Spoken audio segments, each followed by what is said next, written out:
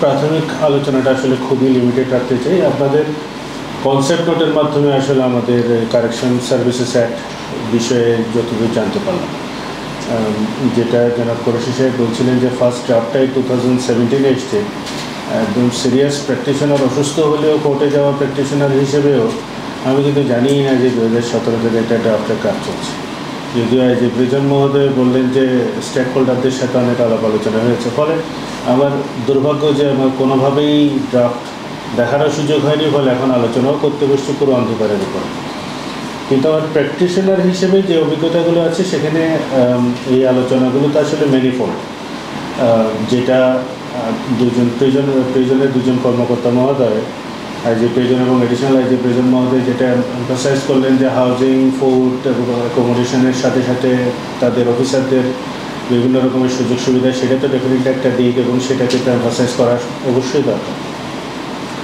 সেটার পাশাপাশি ম্যানেজমেন্টের যে সমস্ত আরও দুর্বলতাগুলো আছে এবং এই যে আন্ডার ট্রায়াল প্রিজনাররা যে পরিস্থিতিতে যেভাবে থাকছে, এখনও পর্যন্ত সংখ্যার দিক থেকে কিন্তু আন্ডার ট্রায়াল প্রিজনারদের সংখ্যাই বেশি।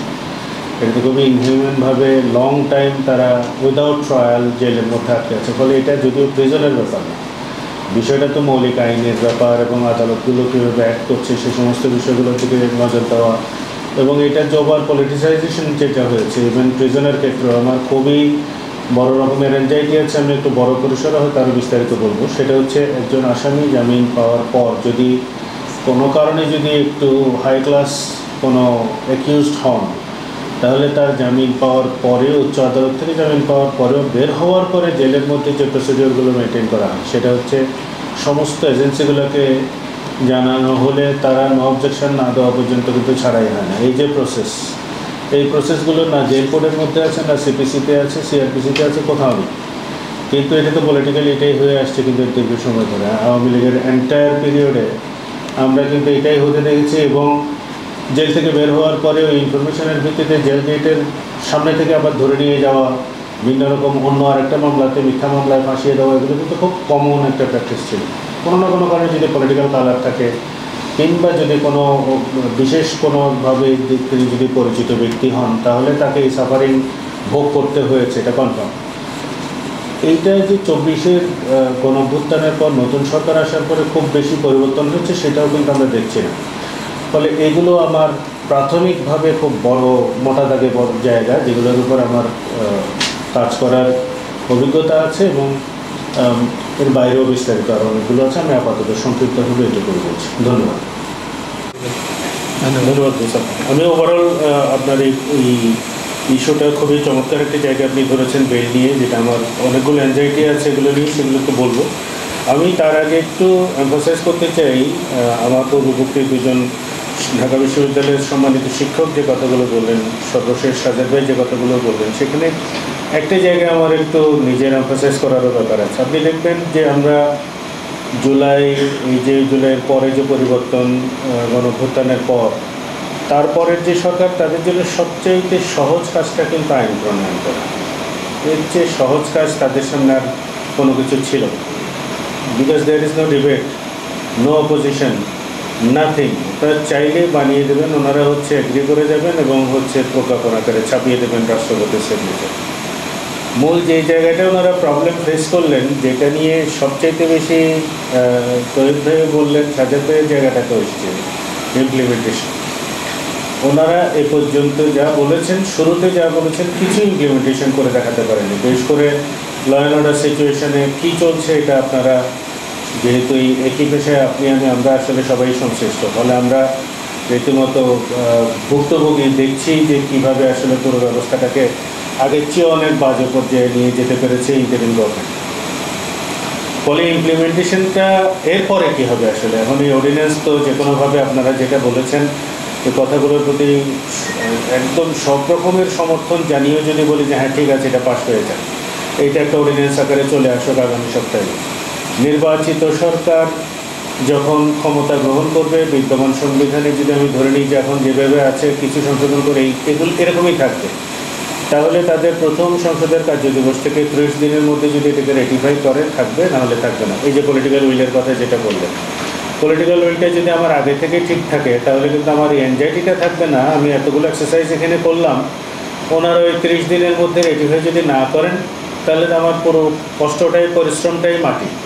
তাহলে ওনাদের পলিটিক্যাল উইলটা যদি না থাকে তাহলে আমি কেন এই আলাপ আলোচনাটা ওনাদেরকে ইন্টিগ্রেট না করে নিজেরা করলাম, এক্সপার্ট কনসালটেশন করলাম, কিন্তু পলিটিশিয়ানরা নেই। পলিটিশিয়ানরা না যেন ওনারাই তো ফাইনালি হচ্ছে এটাকে নডিংটা তো ওখান থেকে ফাইনাল নডিং। তো ফাইনাল নটটা যদি ওখান থেকে না আসে তাহলে তাদের ইন্টিগ্রেশনটা জরুরি, তাদের বোঝাটা জরুরি, তাদের এডুকেট করাটা জরুরি হোয়াট দে আর মিসিং। এই জন্যই আমি আমার এই মিসিং পয়েন্টগুলোকে নিয়েই আমি আপনাদের কাছে আরও বলতে চাই। সেটা হচ্ছে আমি একদম শেষে আসলে ওনার জামিনের এনজাইটিটা নিয়ে যেটা ছিল সেটা নিয়ে আসছি। তার আগে কয়েকটা বিষয় আসছে, যেমন ধরুন জেলের ডিভিশন যে ব্যাপারটা আছে সেটাকে আপনারা অ্যাড্রেস করেছেন কিন্তু ডিভিশন সিস্টেমটাও একটা পিকুলিয়ার সিস্টেম। আপনার কনস্টিটিউশন ইটসেলফ বলছে যে আইনের চোখে সবাই সমান, আর্টিকেল 27। সেখানে জেলের ভিতরে কেন আমার কোর্ট সিস্টেমের মধ্যেই হচ্ছে প্রচণ্ড রকমের ডিসক্রিমিনেশন। আমি জানি না আপনাদের নিম্ন আদালতগুলোতে ভিজিট করার সুযোগ হয় কিনা। আমাদের চিফ অ্যাডভাইজার প্রফেসর ইউনুস সাহেবই এনজাইটি প্রকাশ করেছিলেন যে আমি তো ওই রকম হার্ডকোর অপরাধী না, আমাকে একটা কেজের মধ্যে নিয়ে গিয়ে ঢোকানো হয়। ওনাদের অর্গানাইজেশনের নামটাই খুব সুন্দর, ডি কেজ। প্রথম কাজটাই করতে হয় ওখানে গিয়ে কেজের মধ্যে ঢোকায়, সে আসামি কী হোক না হোক এরকম করে দাঁড়িয়ে থাকতে হবে। এই যে ইনহিউম্যান বিহেভিয়ারগুলো আমার লতেই আমার প্রিন্সিপালের জায়গায় বলছে যে until and unless proven guilty you need to take every person as innocent. তাইলে আমার ওই ইনোসেন্সের ব্যাপারটা কিন্তু এটা বেসিক কোর জায়গায়, এটা কথার কথা না। কিন্তু it has to be seen that a man, a particular person is treated in that way। কিন্তু আমার কোর্টেই তো ডিসক্রিমিনেশন তৈরি করে, গিয়ে ভেবে দাঁড়িয়ে থাকতে হয় কোমরে দড়ি বেঁধে। এখন যে লোকটা মনে করেন আমরা প্রিভিয়াস রেজিমে দেখেছি একটা পা নেই, একজন সাংবাদিক, তাকে দেখা যাচ্ছে কি হ্যান্ডকাপ করিয়ে নিয়ে যাওয়া হচ্ছে, সে বেচারা তো পায়নি। আর আপনার যে এপ্রিহেনশান আপনার পিআরবিতে যে কারণে রিজনেবল ফোর্স অ্যাপ্লাই করার কথা বলেছে, হ্যান্ডকাপ করাতে হবে, দড়ি পরাতে হবে, এরকম কোনো কিছু তো নেই। রিজনেবল যে ফোর্স অ্যাপ্লাই করার কথা বলছে সেটা কখন? এই রিজনেবলনেস টেস্টটাকে নিয়ে কিন্তু পুরো ব্রিটিশরা যুগের পর যুগ পার করে দিল অ্যাসার্টেন করতে what is reasonable. In every single কেসেসের ক্ষেত্রে রিজনেবলনেস টেস্টটা তার ফ্যাক্ট অনুযায়ী ভিন্ন ভিন্ন হবে। তা এখন ধরেন কথার কথা বলছি যে জুলাইয়ের পরিবর্তনের পরে দেখা যাচ্ছে কি ফর্মার চিফ জাস্টিসকে দড়ি দিয়ে বেঁধে নিয়ে গেছেন আপনারা। Why is that? Why did you think that যে এইটা রিজনেবল ফোর্স ওনার বিরুদ্ধে? খায়রুল হক সাহেবকে যেভাবে উপস্থাপন করা হয়েছে, উনি যদি ব্যক্তি খায়রুল হক হতেন আমার কোনো আপত্তির জায়গা ছিল না। রিপোর্টাররা তো সব রিপোর্ট করছেন ফর্মার চিফ জাস্টিস খায়রুল হককে দড়ি বেঁধে নিয়ে যাওয়া হয়েছে। Why is that? এখন এই যে ট্রিটমেন্টগুলো, এই ট্রিটমেন্ট কিন্তু পুলিশের না, এগুলো কারণ হাজির করছেন তো আপনারাই প্রিজন থেকে। এই যে ডিভিশন এবং এই যে ওখানে হয়তো পুলিশেরও কিছু আবার হয়তো ভূমিকা মাঝখান দিয়ে হয়তো পুলিশের আছে, কারণ এইটার জন্য আমরা খুব ব্লেম হয়ে গেলাম। আমি মনে করতে লাউডলি বলি উই হ্যান্ড ওভার আবার কোর্টের পুলিশের কাছে হ্যান্ড ওভার পুলিশের কাছে বাকি transportation attendance and coming back, that's a weakness point যেটা বলছেন যে টোটাল সিস্টেমটা আমাদের কন্ট্রোলে নেই, যে কারণে আলটিমেটলি ওই জায়গাগুলো তো আমি I too agree with you. ঠিক আছে, ওখানে ট্রান্সফার যখন হয়ে যাচ্ছে তাহলে এই যে ট্রিটমেন্টটা এখন আমি তো মানে পাবলিক পারসেপশনটাও যদি আপনি খেয়াল করেন, টিভিতে দেখছি, পত্রিকায় আসছে ছবি, এমনভাবে হাত করা পরানো, পিছনে আটকানো, বাঁধা, দড়ি দিয়ে বেঁধে রাখার মতো, যে ফর্মার চিফ জাস্টিসকে এভাবে করে নিয়ে যেতে হচ্ছে। মানে উনি বিচার করার পরে দোষী সাব্যস্ত হলে ওনার কী শাস্তি হবে সেটা তো আদালত নির্ধারণ করবে।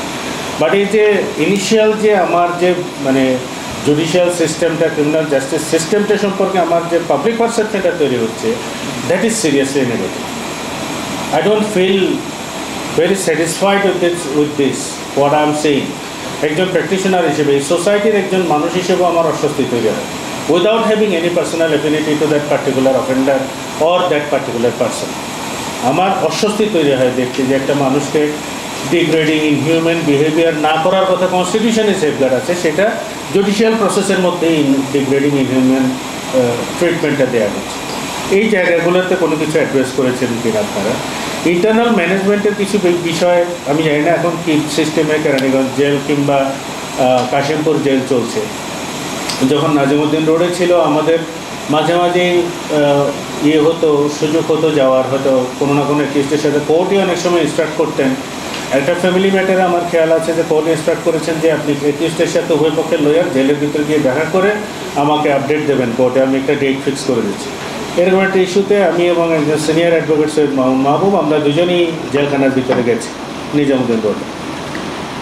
সেখানে গিয়ে শুনছি যে এক একটা ফ্লোরের নিলাম হয়, কয়েদিরাই নিলাম দেয় এবং জেল কর্তৃপক্ষ সেই 25 লক্ষ টাকা 30 লক্ষ টাকা এক একটা ফ্লোরের নিলাম হয়, মানে ফ্লোরের আবার নিলাম।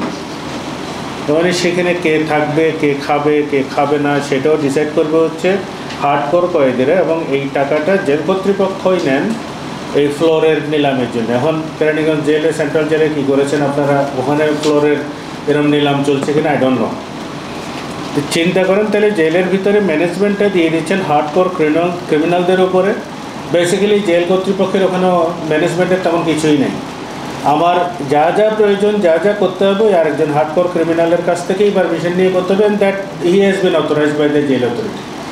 If that system still continues, তাহলে ওগুলো নিয়ে আপনারা কোনো কিছু অ্যাড্রেস করেছেন কিনা, যেহেতু আমি ড্রাফটটা পাইনি। তারপরে হচ্ছে আপনার রিডিউসিং প্রিজনার্সদের যে আইডিয়াটা, যেটা পরিশেষ সাহেব খুব পরিষ্কার করে বলছেন যে আমরা ট্রায়াল স্টেজের প্রিজনারদের সংখ্যায় হচ্ছে বেশি, এবং এই যে 5 লাখ থেকে 8 লাখের মধ্যে যে রেগুলার রাউন্ড আপ করছে, এখানে কোর যে জায়গা সেটা হচ্ছে আপনার আমার অ্যাড্রেস করার, সেটা হচ্ছে ব্রিটিশ আইনগুলোর আমরা নানান ধরনের সমালোচনা এখন করছি, তাদের কলোনিয়াল পার্সপেক্টিভ থেকে বের হয়ে আসার চেষ্টা করছি, কিন্তু বাংলাদেশ স্বাধীন হওয়ার পরে বিশেষত দেখবেন আপনার টুইন টাওয়ার হামলার পর থেকে ইউএস সহ পৃথিবীতে একটা বড় রকমের প্যারাডাইম শিফট হয়েছে ল মেকিংয়ের চিন্তাধারার জায়গাতে। সেটা দেখবেন যে বিশেষত আপনার বর্ডার এরিয়াগুলোতে ইউএসের, যেখানে ড্রাগস সহ হিউম্যান ট্রাফিকিংয়ের ঘটনাগুলো বেশি ঘটে মেক্সিকোর সাথে বা অন্যান্য বর্ডার এরিয়াতে, ওখানে দেখবেন ওই স্টেটগুলোতে একটা টেন্ডেন্সি কাজ করতে ওদের যে ম্যান্ডেটরি পানিশমেন্ট প্রভিশনটাকে ইম্পোজ করেছে, যেটা ব্রিটিশ আইনে নেই। সর্বনিম্ন 5 বছর, সর্বোচ্চ 10 বছর, কথার মধ্যে পেনাল প্রভিশনগুলো দেখবেন যে ম্যাক্সিমাম ক্ষেত্রে এরকম। কিন্তু বাংলাদেশ স্বাধীন হওয়ার পরে বিশেষত এই টুইন টাওয়ার হামলার পরবর্তী সময়ে যে চেঞ্জটা, সেটার কারণে বাংলাদেশে তৈরি হওয়া অসংখ্য আইনের মধ্যে দেখবেন যে ম্যান্ডেটরি পানিশমেন্টের অপশানটা ঢুকে গেছে, ন্যূনতম 2 বছর, ঊর্ধ্বে 7 বছর, 10 বছর এরকম। তাহলে ম্যান্ডেটরি পানিশমেন্ট যখন আপনার আসছে, যে ন্যূনতম, আমি একজন বিচারক হিসেবে এখন বলছি, আমাকে কমপক্ষে 2 বছরের সাজা দিতেই হবে, 2 বছরের নিচে দিতে পারবো না। ব্রিটিশরা কিন্তু সেটা রাখেনি, এসে বলছিল যে সর্বনিম্ন এই থেকে ওই পর্যন্ত দেওয়া যাবে, কিন্তু অনন্য 2 বছর, ঊর্ধ্বে হচ্ছে এত বছর যখন বলছেন, তাহলে ম্যান্ডেটরি পানিশমেন্ট চলে আসে। তাই 2 বছরের জন্য সাজা ঘাটা লোক কতজন আছে খেয়াল করে। এই সংখ্যাটা এখন যদি আইনের কোর জায়গায় যদি চেঞ্জ না হয়, এটা মোটেও আপনাদের দোষ নেই, এটা জেল বোর্ডের কোনো সংশোধনের ব্যাপার না। আমি বলছি যে এই যে সংখ্যাটা বাড়ানোর ক্ষেত্রে তো অন্যান্য ফ্যাক্টরসগুলোকেও বিবেচনায় নিতে হবে, ফলে এদেরকেও ইনক্লুড করতে হবে এই আলোচনায়, কারণ আপনাদের উপর বার্ডেনটা তো এগুলোও তৈরি করছে। ম্যান্ডেটরি পানিশমেন্ট যখন আপনার আছে, অসংখ্য আইনের মধ্যে পাবেন, এটা নিয়ে স্পেসিফিক স্টাডি আছে আমার, যে ম্যান্ডেটরি পানিশমেন্ট আইডিয়াটা যখন থেকে আসলো, আপনি 50 টাকা যে চুরি করছে গৃহপরিচারিকা, তাকে কিন্তু ধরতে পারছেন, যিনি 5,000 কোটি টাকা মারছেন তিনি কিন্তু প্রধানমন্ত্রীর উপদেষ্টা। পার্থক্যটা এখানে। আমাদের কলোনিয়াল লিগাল সিস্টেমের বিউটিটাই বোধহয় এখানে, বড় চোর অলওয়েজ রেসপেক্টেড, ছোট চোর জেলে। তো যে লোকটাকে আপনি 2টা বকা দিয়ে ছেড়ে দেওয়ার কথা, তাকে খামোখা জেল দিচ্ছেন কেন? যে লোকটাকে দেন, আমি বকাও দিতে চাই না 50 টাকা চুরির জন্য, আমি 5,000 টাকা 5,000 কোটি যে চুরি করেছে তাকে আসলে আজীবন জেলে রাখতে চাই, যে এই ম্যাটেরিয়াল বাইরে থাকলে আরও অনেক মানুষকে 5,000 কোটি টাকা মারা শেখাবে। কিন্তু ল তো সেরকম না, এবং টোটাল ট্রিটমেন্টটাও দেখবেন যে জেলের ভিতরেও দে আর অলওয়েজ প্রিভিলেজড। এই জায়গাগুলোকে নিয়ে আমরা আমাদের ওপেনলি আসলে ডিবেটটা হওয়া দরকার। প্রিজনার্স ডেটাবেস, যেটা আপনাদের আলোচনা শুরুর আগে আমি সাজাবে সেটা আলাপ করছিলাম, প্রিজনার্সদের ডেটাবেসটা তৈরি হওয়ার কথা বলে একটা প্রকল্প কিন্তু ছিল, এবং আইন মন্ত্রণালয় এটা সিরিয়াসলি কাজ করছিলেন, but nothing happened. K prisoners কোন জেলের মধ্যে, এটা যে ডিজিটালাইজ করা, আমরা প্রায় সময় কিন্তু রিপোর্ট পেয়েছি। আমরা 2018-19 সময়ে প্রচুর পত্রিকায় রিপোর্ট হয়েছে, মিডিয়াতে রিপোর্ট হয়েছে যে আপনার একজনের পরিবর্তে আরেকজন জেল খাটছে। কুমিল্লাতে, ব্রাহ্মণবাড়িয়াতে এই ঘটনাগুলো প্রচুর, যেখানে দারিদ্র্যের সংখ্যা বেশি সেখানে হচ্ছে এরকম প্রক্সি জেল খাটছে, জেল খাটার ব্যাপার করছে, এরকম ঘটনা কিন্তু পেয়েছি। 30 বছর যাবৎ জেল হচ্ছে। ফর্মার চিফ জাস্টিসরা বেশ কিছু কিন্তু ট্রাইও করেছেন যে এরকম লং টার্ম জেল খাটছে এদের মামলাগুলোকে দ্রুত নিষ্পত্তি করার জন্য আলাদা নির্দেশনা দেওয়া থেকে শুরু করে অনেকগুলো অর্ডার কিন্তু সুপ্রিম কোর্ট থেকে পেয়েছি আমরা, এসছে। হিমাগারে পড়ে আছে হয়তো 25 বছর 30 বছর যাবৎ, সেই মামলা আবার তুলে নিয়ে এসে ট্রায়াল শেষ করার ঘটনা ঘটেছে আপনার। এরকম ঘটনাতে আমি নিজেও একটা দুটো বিষয়ের সাথে সংযুক্ত ছিলাম। এই যে যদি একটা ডেটাবেস থাকতো কে কবে কোথায় কী কারণে কিন্তু ঘটছে, ডিজিটাল ডেটাবেস থাকতো, আমরাও যখন ধরেন আপনাদের কাছে যদি আরটিআই করি, এই কিউএসটির বিরুদ্ধে আপনার অভিযোগ কী কী কারণে কতদিন ধরে আটকে আছে, সেটা তো রেডি রেফারেন্স আপনাদের দেওয়ার কোনো সুযোগ নেই। এই প্রিজনার্সদের ইনফরমেশনগুলো আপ টু ডেট করা এবং এটা ডেটাবেসে, আমার মনে হয় যে এখানে জিএজেডেরও কিছুটা কন্ট্রিবিউশন ছিল ফর্মার ল মিনিস্টার আনিসুল হক সাহেবের এই কাজের সাথে। আমি যতটুকু ওই সময়ের আলোচনা অনুযায়ী যতটুকু শুনেছিলাম সেটাকে আপনারা এখানে আনবেন কিনা। তারপরে হচ্ছে আমি একটা জিনিস শুধু উদাহরণ দিই, যেটা আইজি প্রিজন মহোদয় বলছিলেন যে আমরা তো ডিসিশন মেক করি না, কোর্ট ধরে রাখতে বলে ধরে রাখে, আটকে রাখতে ছেড়ে দিয়ে বলে ছেড়ে দিই। এর ব্যত্যয়ও কিন্তু আছে, হয়তো আপনি করেননি কিন্তু আপনার প্রিভিয়াস অফিসাররা করেছেন। এগুলো কী করেছেন? আমি অন্তত 2-3টে কেস আমার ডিল করার অভিজ্ঞতা আছে। সেটা হলো খুব ক্লাসিক একটা উদাহরণ দিচ্ছি, এটা খুব কমন, আমার অন্য আইনজীবী বন্ধুরাও হয়তো পেয়েছেন নিশ্চয়ই। সেটা হলো ধরেন আমি 3টা চেক দিলাম সাজ্জাদ ভাইকে, সাজ্জাদ ভাই 3টা চেকই সাবসিকুয়েন্টলি ডিসঅনার হলো এবং আমার বিরুদ্ধে 3টা মামলা হলো। 3টা মামলাতে আমাকে ধরেন 3 বছর করে সাজা দেওয়া হলো। বিচারক মহোদয় লিখে দিলেন যে কনজিকিউটিভলি হবে 3টারই। তার মানে আমার অলটুগেদার 9 ইয়ার্সের জায়গায় আমি আসলে জেলে থাকবো 3 বছর। 9 ইয়ার্স পার হয়ে যাওয়ার পরেও ছাড়ছেন না, এরকম রেকর্ড আছে। বুঝছেন না? এটা ওখানে এটা জেল কোড এভাবেই আছে, ওই একটার পর একটা 3 বছর পরপরই জেল থাকবে। Basically jail authority is making the decision, they should not. এটা তো কোর্টের ডিসিশন। কোর্ট যখন বলে দিচ্ছেন যে কনজিকিউটিভলি হবে, তাহলে ওয়ান আফটার অ্যানাদার। আর যদি বলে যে অলটুগেদার একসাথেই হবে, তাহলে তো হচ্ছে 3 বছরই বের হয়ে আসে। কিন্তু 3 বছরে বের না হয়ে 9 বছর পার হওয়ার পরেও ছাড়ছে না। আমার হাইকোর্টে আসার পরে যখন টেনিওর হয়ে গেছে, এমনিই ছেড়ে দিয়েছে। আমার হাইকোর্টের পিটিশন তখন ফ্রাস্ট্রেট করে গেছে। আফটার 10 ইয়ার্স ছেড়েছে। দিনাজপুরের একটা মামলা, আমি একদম স্পেসিফিক বলতে পারবো, এরকম বেশ কয়েকটি মামলাতে দেখেছি যেখানে আসলে জেল কর্তৃপক্ষই ডিসাইড করছেন কি ছাড়বেন কি ছাড়বেন না। That should not B the case. কারণ আপনি যদি জেল কোডের প্রিজন অ্যাক্টেও আপনি দেখেন, সেখানেও কিন্তু পরিষ্কার করে বলা আছে হচ্ছে ওনারা শুধু কোর্টের অর্ডারকে ইমপ্লিমেন্ট করবেন, শুধু ডিসিশন মেকিংয়ের কোনো এখতিয়ার এখানে নাই প্রিজনারের ব্যাপার। এই জায়গাগুলোতে পরিবর্তনগুলো আসছে কিনা। আমাদের এর বাইরে কিছু বিষয় আছে। আর একটা ইন্টারেস্টিং বিষয় দিয়ে সর্বশেষ শেষ করবো, একটা অন্য অভিজ্ঞতা দিয়ে। আমি এই ফাঁকে একটু আমার ফ্রেন্ডের এই জামিন সংক্রান্ত অ্যাটিচিউড চেঞ্জ হয়েছে কিনা সেটাতে আসে। জামিন সংক্রান্ত অ্যাটিচিউড কোর্টগুলোর আসলে মোটেও চেঞ্জ না হয়ে বরঞ্চ একই প্যাটার্ন, একই যেই শিক্ষাটা আমরা ইতিপূর্বে পেয়েছি, আমরা যেটাকে খুব কমনলি বলতে এখন ক্লিশে বানিয়ে ফেলেছি ফ্যাসিস্ট রেজিম। সেই ফ্যাসিস্ট রেজিমে যে ট্রিটমেন্ট ছিল এখনও ট্রিটমেন্ট তাই। মানুষের মানে আইনের প্রতি যে শ্রদ্ধার জায়গাটা তৈরি হওয়ার জন্য আমরা স্ট্রাগল করছি এতদিন ধরে, সেটা আসলে কতটুকু এখনও পর্যন্ত করতে পারছি সেটা নিয়ে আমার নিজেরই খুব ডাউট। ধরেন এই ফ্যাসিস্ট রেজিমের সাথেই ছিলেন, অথচ হচ্ছে সেরকম কোনো স্পেসিফিক কোনো ক্রিমিনাল এলিগেশন নাই, তার বিরুদ্ধেও হচ্ছে ডজনখানেক হয়তো হত্যা মামলা। এখন আপনি এই ডজনখানেক হত্যা মামলা নিয়ে তাকে যখন ডিল করতে যাচ্ছেন, যেই স্টুডেন্টটা মারা গেছে, এটা হচ্ছে injustice to that particular victim and their family. কারণ আলটিমেটলি তো এই মামলাগুলো থেকে কোনো ডিসিশন বের হয়ে আসবে না, এবং সত্যিকারের যিনি পারপিট্রেটর, সেই পারপিট্রেটরকেও কিন্তু ধরাও যাবে না, তার নামই নেই সেখানে হয়তো। এখন এই ধরনের যে এই ক্রিমিনাল প্রসেসটাকে ব্যবহার করে মানুষজনকে হয়রানি করার যে টেন্ডেন্সি ইতিপূর্বে ছিল, সেটা এখনও আছে। আমার মনে হয় যে আমাদের লিগাল ফ্রেমওয়ার্কগুলোকে যদি আমরা রিভিজিট না করি, এই একই রকমের চর্চা ভবিষ্যতেও থাকবে, যে ক্রিমিনাল জাস্টিস সিস্টেমটাকে ব্যবহার করে মানুষজনকে হয়রানি করা এবং একে অপরকে যে ব্লেম করার যে ব্যাপারটা, আপনি এখন যে এক্সারসাইজটা করছি, এই এক্সারসাইজ তো আসলে আপনাদেরও করার কথা না। There is a conflict of interest as well.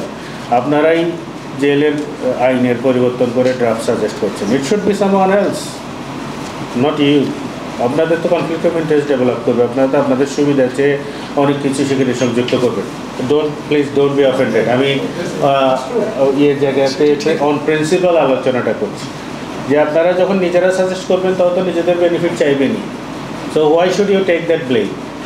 এটা তো অন্য অথরিটি তো আরও আছে, লেজিসলেটিভ উইং আছে, কত কিছু আছে, আমি না ওই ডিটেলে গেলামই না।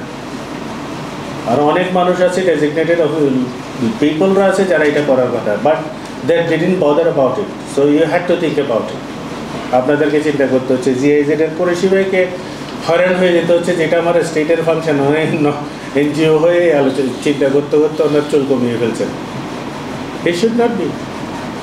এই যে স্ট্রাকচারাল যে চিন্তাধারাগত জায়গাতে যে চেঞ্জ, সেই চেঞ্জগুলো আসলেই আসছে না, যে কারণে এখন আরও বেশি ওভার পার্ট।